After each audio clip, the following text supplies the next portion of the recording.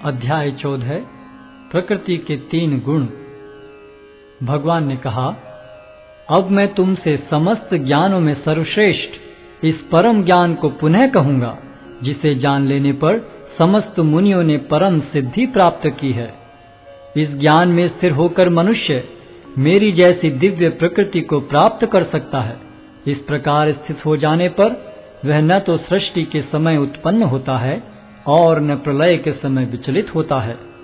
हे भरतपुत्र, ब्रह्म नामक समग्र भौतिक वस्तु जन्म का स्रोत है और मैं इसी ब्रह्म को गर्भस्थ करता हूँ, जिससे समस्त जीवों का जन्म संभव होता है।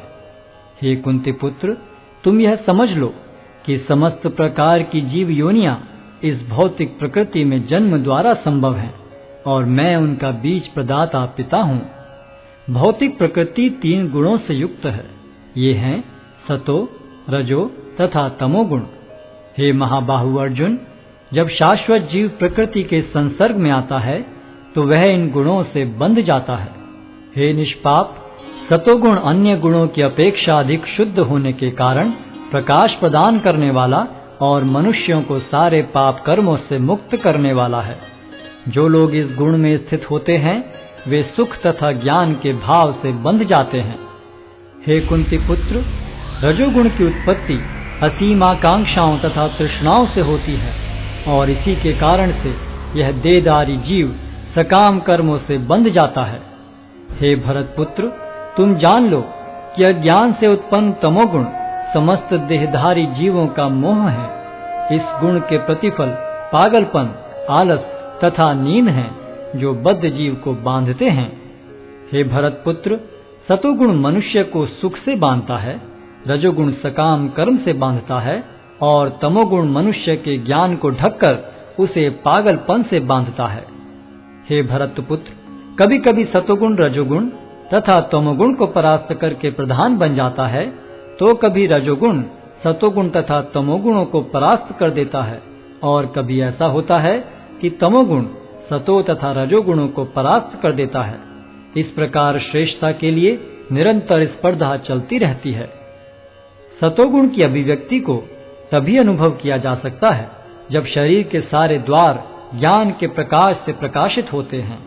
हे भरतवंशियों में प्रमुख, जब रजोगुण में वृद्धि हो जाती है तो अत्यधिक आसक्ति, सकाम कर्म, गहन उद्यम तथा अनियंत्रित इच्छा एवं लालसा के लक्षण प्रकट होते हैं। जब तमोगुण में वृद्धि हो जाती है तो हे कुरुपुत्र, अंधेरा, जड़ता, प्रमत्तता तथा मोह का प्राकट्य होता है। जब कोई सतोगुण में मरता है तो उसे महर्षियों के विशुद्ध उच्चतर लोकों की प्राप्ति होती है। जब कोई रजोगुण में मरता है तो वह सकाम कर्मियों के बीच में जन्म ग्रहण करता है और जब कोई तमोगुण में मरता है तो वह पशु योनि में जन्म धारण करता है। पुण्य कर्म का फल शुद्ध होता है और सात्विक कहलाता है, लेकिन रजोगुण में संपन्न कर्म का फल दुख होता है और तमोगुण में किए गए कर्म मूर्खता में प्रतिफलित होते हैं। सतोगुण से वास्तविक ज्ञान उत्पन्न होता है, रजोगुण से लोभ उत्पन्न होता है और तमोगुण से अज्ञान, प्रमाद और मोह उत्पन्न होते हैं। सतोगुणी व्यक्ति क्रमशः उच्च लोकों को ऊपर जाते हैं, रजोगुणी इसी पृथ्वीलोक में रह जाते हैं और जो अत्यंत गर्हित तमोगुण में स्थित हैं वे नीचे नरक लोकों को जाते हैं। जब कोई यह अच्छी तरह जान लेता है कि समस्त कार्यों में प्रकृति के 3 गुणों के अतिरिक्त अन्य कोई कर्ता नहीं है और जब वह परमेश्वर को जान लेता है जो इन 3 गुणों से परे हैं, तो वह मेरे दिव्य स्वभाव को प्राप्त होता है। जब देहधारी जीव भौतिक शरीर से संबद्ध इन 3 गुणों को लांघने में समर्थ होता है तो वह जन्म, मृत्यु, बुढ़ापा तथा उनके कष्टों से मुक्त हो सकता है और इसी जीवन में अमृत का भोग कर सकता है। अर्जुन ने पूछा, हे भगवान, जो इन 3 गुणों से परे हैं वह किन लक्षणों के द्वारा जाना जाता है? उसका आचरण कैसा होता है और वह प्रकृति के गुणों को किस प्रकार लांघता है?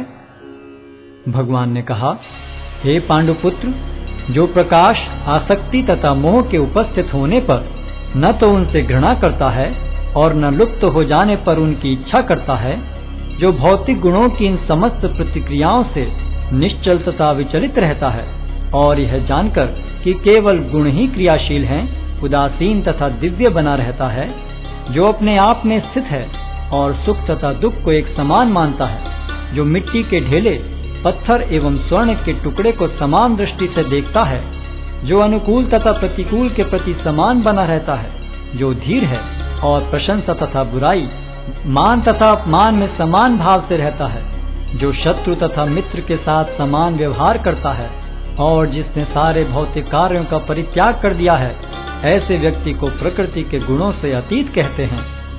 जो समस्त परिस्थितियों में अविचलित भाव से पूर्ण भक्ति में प्रवृत्त होता है, वह तुरंत ही प्रकृति के गुणों को लांघ जाता है और इस प्रकार ब्रह्म के स्तर तक पहुंच जाता है। और मैं ही उस निराकार ब्रह्म का आश्रय हूँ, जो अमर्त्य, अविनाशी तथा शाश्वत है और चरम सुख का स्वाभाविक पद है।